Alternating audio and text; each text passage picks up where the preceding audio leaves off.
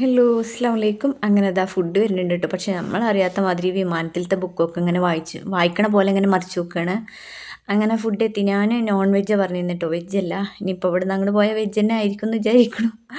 അങ്ങനെ ഇതാ എന്തൊക്കെയൊക്കെയോ സാധനങ്ങളുണ്ട് കേട്ടോ. അപ്പോൾ നമുക്കത് തുറന്നു നോക്കാം.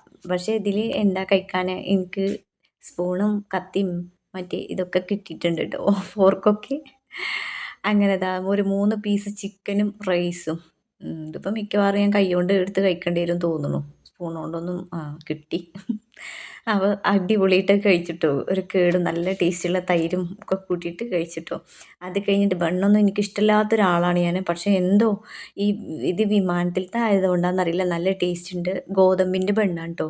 ആ വെണ്ണ കൂട്ടിയിട്ട് ബട്ടർ കൂട്ടിയിട്ടാണ് കഴിച്ചത് കേട്ടോ. അതും കഴിഞ്ഞിട്ട് ഈ കേക്ക്. അപ്പം ഞാൻ എനിക്കൊന്നും ഒരു ആക്രാന്തമൊന്നും ഇല്ലാത്ത പോലെയാണൊക്കെ ഞാൻ കഴിക്കുന്നത്. പക്ഷേ സത്യത്തിൽ നല്ല ആക്രാന്തമുണ്ട്. വിശന്നിട്ടും ആകാംക്ഷ കൊണ്ടും ട്ടോ.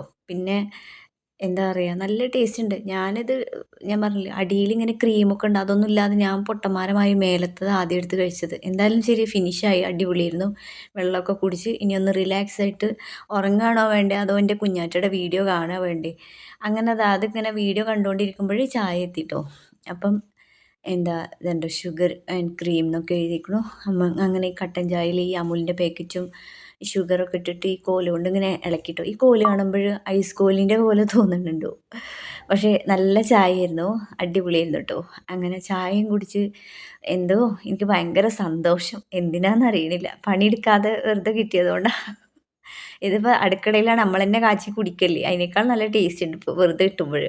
അങ്ങനെ ദാ വിമാനം ഇറങ്ങുകയാണെന്നുള്ള അനൗൺസ് വന്നിട്ടോ. ഇങ്ങനെ താഴത്തേക്ക് ഇങ്ങനെ വന്നുകൊണ്ടിരിക്കുന്ന സ്ഥലങ്ങളൊക്കെ ഇങ്ങനെ കണ്ടുകൊണ്ടിരിക്കുന്നുണ്ട്.